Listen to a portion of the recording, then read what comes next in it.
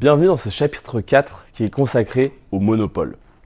Après les 3 derniers chapitres, on va voir un nouveau concept qui est contre la concurrence pure et parfaite, la situation de monopole. Une entreprise est dite en monopole lorsqu'elle est seule sur un marché. Elle peut être seule sur un marché grâce à différentes choses. L'obtention d'un brevet, donc c'est la seule entreprise qui puisse produire un produit sur un certain nombre d'années. Si le coût d'établissement est trop élevé, l'État peut conférer un monopole à une entreprise, du style un monopole naturel, ça s'appelle, comme pour la SNCF. Le coût d'installation des chemins de fer, d'achat de trains, etc. sont tellement importants que l'entreprise a conféré à la SNCF la réalisation de tous les réseaux trains de France. Enfin, dernier type de monopole que peut consacrer l'État est la concession. Afin de garder un contrôle sur certaines entreprises, l'État peut autoriser un monopole à une entreprise pour qu'il puisse contrôler les prix, comment gérer l'entreprise, etc. C'est aussi le cas pour la SNCF, pour contrôler les prix des tickets de train, mais aussi pour une entreprise comme la FDJ, pour contrôler tout ce qui est au niveau des tickets à gratter, de la manière dont l'entreprise se rémunère. Dans une situation de concurrence pure et parfaite, les consommateurs et les producteurs sont price takers. Leur prix leur est imposé. Dans le cas d'un monopole, c'est l'entreprise qui contrôle le marché qui est dite price maker. C'est elle qui choisit son prix, vu qu'elle est seule sur le marché. Maintenant, nous allons voir comment se constitue la demande en monopole. En situation de monopole, la courbe d'offre d'une entreprise est égale à sa courbe de demande.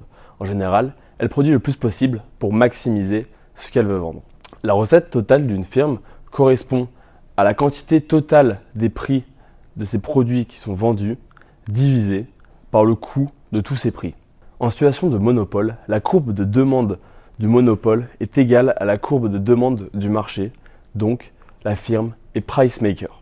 Elle indique pour chaque prix la quantité demandée, sauf dans le cas d'un bien dit given où la courbe est dans ces cas-là décroissante. La recette totale d'une firme en situation de monopole est égale à la quantité vendue de produits multipliée par le prix du produit lui-même. La recette marginale, elle, correspond à la dérivée de la recette totale, elle-même divisée par la dérivée de la production totale. La recette moyenne correspond à la recette totale divisée par les quantités vendues. Maintenant, nous allons voir l'équilibre en situation de monopole avant de conclure ce très court chapitre 4 sur le monopole. Il faut savoir que le monopoleur cherche toujours à maximiser son profit. Sur ce graphique-là, on peut voir différentes courbes qui servent au monopoleur.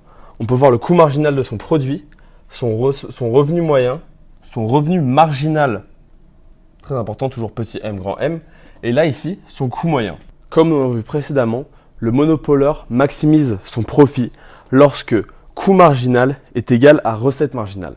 Donc, sur ce point-ci, là, à celui-là, l'entreprise maximise son profit. Elle doit donc arrêter de produire. Dans cette situation-là, le monopoleur ne doit pas continuer à produire puisqu'il produirait à perte. Il n'aura plus d'intérêt donc à continuer. Il doit donc se cesser là et il aura maximisé son profit. Au sein de ce graphique, on peut voir les différents surplus des monopoleurs. En effet, on peut voir différentes zones allant de A à F. Chaque zone correspond à un surplus différent. La zone A, qui est juste celle du haut, le petit triangle, correspond au surplus du consommateur.